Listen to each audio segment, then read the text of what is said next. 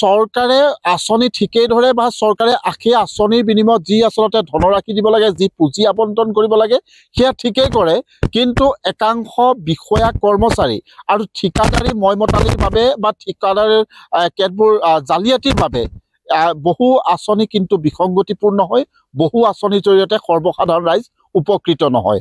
ইতিমধ্যে এটা বৃহৎ আঁচনি সকলোৰে অৱগত যে ঘৰে ঘৰে নল, ঘৰে ঘৰে জল, এই আচলতে শ্লোগান লৈ প্ৰধানমন্ত্ৰীৰ যি আচলতে কেন্দ্ৰীয় চৰকাৰৰ প্ৰধানমন্ত্ৰীৰ যি জল জীৱন আঁচনি, সেই আঁচনি বহু স্থানত এতিয়া বিসংগতিপূৰ্ণভাৱে নিৰ্মাণ কৰাৰ ফলত ফল ভুগিবলগীয়া হৈছে সাধাৰণ জনতাই। মই তেনে এটা আঁচনি দেখুৱাইছোঁ, তিয়কৰ যি আচলতে ঢেকিয়ানী ভৰলুৱা গাঁৱৰ যি জল জীৱন আঁচনি, সেই আঁচনিটোৰ কথা ক'ব বিচাৰিছোঁ যে এই অঞ্চলটোৰ ৰাইজে এই যি পানী যোগান আঁচনি, এই পানী যোগান আঁচনি বহুদিন যদিও আচলতে মুকলি কৰি দিয়া হ'ল, ইয়াৰ পৰা পানী যোগানৰ ব্যৱস্থা কৰা হ'ল, কিন্তু সাধাৰণ জনতাই কেতবোৰ আচলতে বিসংগতিপূৰ্ণ আচলতে নিৰ্মাণৰ বাবে পানী লাভ কৰা নাই। বহু স্থানত ওপৰতে পাইপসমূহ আচলতে লেয়িং কৰাত বহু স্থানত পাইপ ফাটি গৈছে আৰু যাৰ পৰিণতিত তেওঁলোকে পানী খাবলৈ পোৱা নাই।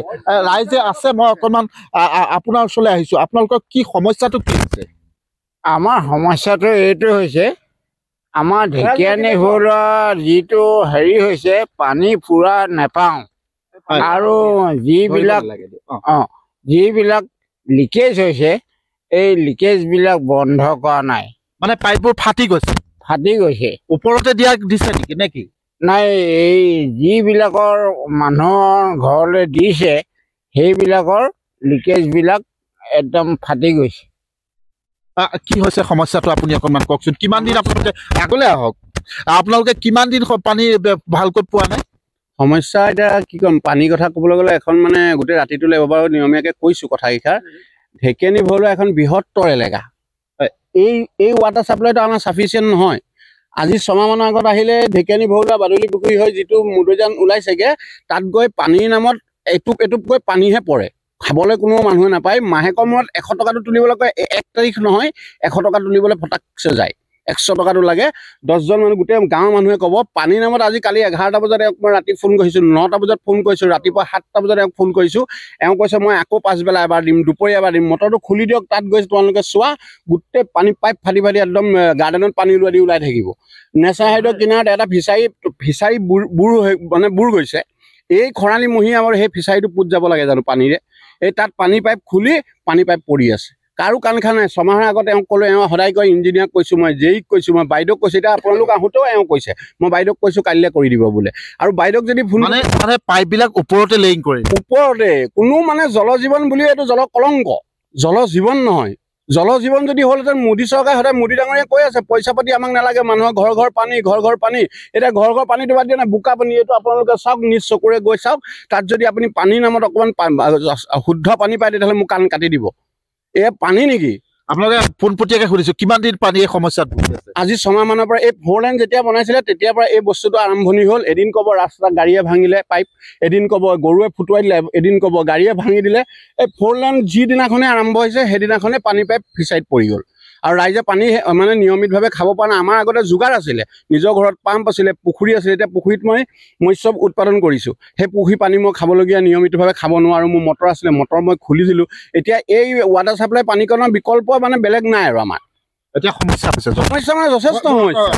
তোমালোকৰ একে সমস্যা, পাইপবোৰ ফাটি গৈছে, তাৰপৰা পানীবোৰ ঘেট যায়, মানে পানী খাব পৰা পানী নহয়, খাব পৰা অৱস্থা নহয়, পানী খুব ঘেট যায়। আৰু আমি পাইপত মানে কাপোৰ বান্ধি এনেকে পানী ধৰিব লগা হয়। মানে এতিয়া কাপোৰে পাইপ বান্ধি থোৱা হৈছে? কাপোৰে আমি পাইপ বান্ধি এতিয়া পানী ধৰো। গোটেই গাঁওখনৰ একে সমস্যা? গোটেই গাঁওখনে একে সমস্যা। এই কথাবিলাক জনোৱা হৈছে নে? জনোৱা হৈছে। কি কয় তেওঁলোকে? আমিতো ভাল পানীয়ে দিছো বুলি কয়, তেওঁলোকে আৰু কি কয় সেইটোহে জানে। আৰু আমি পানী বেছি দেৰি নাপাওঁ, যদি 1 ঘণ্টামান পানী দিয়ে, আধা ঘণ্টাও আমি পানী নাপাওঁৱেই, খুব কম পানী যাওঁ। মানে এতিয়া গাঁওখনত পানীৰ সমস্যা, খোৱা পানীৰ সমস্যা। এতিয়া কাৰণ পুখুৰীবিলাকত পানী শুকাই গৈছে, কাৰণ চবেই আৰু ইয়াৰ পৰাই পানী খায় ন, সেইবিলাকে পুখুৰীবিলাক চব পানী শুকাই গ'ল। সেইবাবে ইয়াৰ পানীকণৰ কাৰণে আশা কৰে, কিন্তু চবে পানী নাপায়। কিছুমান মানুহে প্ৰায় পানী নাপায়েই।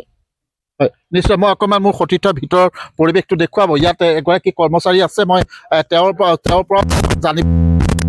যিহেতু এই যিটো পানী যোগান আঁচনি এই বৃহত্তৰ অঞ্চলটোৰ একমাত্ৰ আচলতে খোৱা পানীৰ ভৰসা এই পানী যোগান আঁচনি জল জীৱন আঁচনি কিন্তু এই আঁচনিৰ এতিয়া জৰিয়তে সাধাৰণ ৰাইজে পানী খাবলৈ পোৱা দাদা ৰাইজৰ অভিযোগ কৰিছে আপোনালোকৰ ইয়াৰ পৰা পানী পোৱা নাই কি সমস্যাটো ক'ত হৈছে সমস্যাটো হৈছে মানে এইটো চাইডে পানী পোৱা নাই আমাৰ যিটো ফ'ৰেনৰ পাইপ দিলে সেই পাইপখিনিৰ পৰা পানী লিকেজ হৈ আছে লিকেজ হোৱাৰ কাৰণে সেইটো চাইডে পানীটো পোৱা নাই এতিয়া আমি আজি যে গাঁৱৰ মাজৰ মানুহো নাই পোৱা বুলি কয় গাঁৱৰ মাজৰ মানুহে পোৱা নাই আমাৰ ৰাস্তা বনাই আছে গোহাঁই পথাৰত তাতো ৰাস্তা আমাক ৰাস্তাও লাগিব পানীও লাগিব দুইটা লাগিব গতিকে কাইলৈ সেইখিনি কৰি থৈ আহিলোঁ আজি কৰিলোঁ মানে সম্পূৰ্ণ নহ'লেগে 3 জেগাত আমাৰ পাইপ মানে ফাটি গ'ল এই JCBয়ে মানে কাম কৰোঁতে মানে পাইপবিলাক ওপৰতে ওলাই আছে দেখিছোঁ সেইকাৰণে ফাটি গৈছে নেকি কিছুমান পাইপ আমাৰ যিডাল মেইন পাইপ সেইডাল বাৰু ঠিকে আছে যিটো কানেকশ্যন কিছুমানৰ ওপৰত আছে যেনিবা অলপ এইটো আপুনি জনাইছে ঊৰ্ধ্বতম কৰে জনাইছোঁ কিন্তু বহুদিন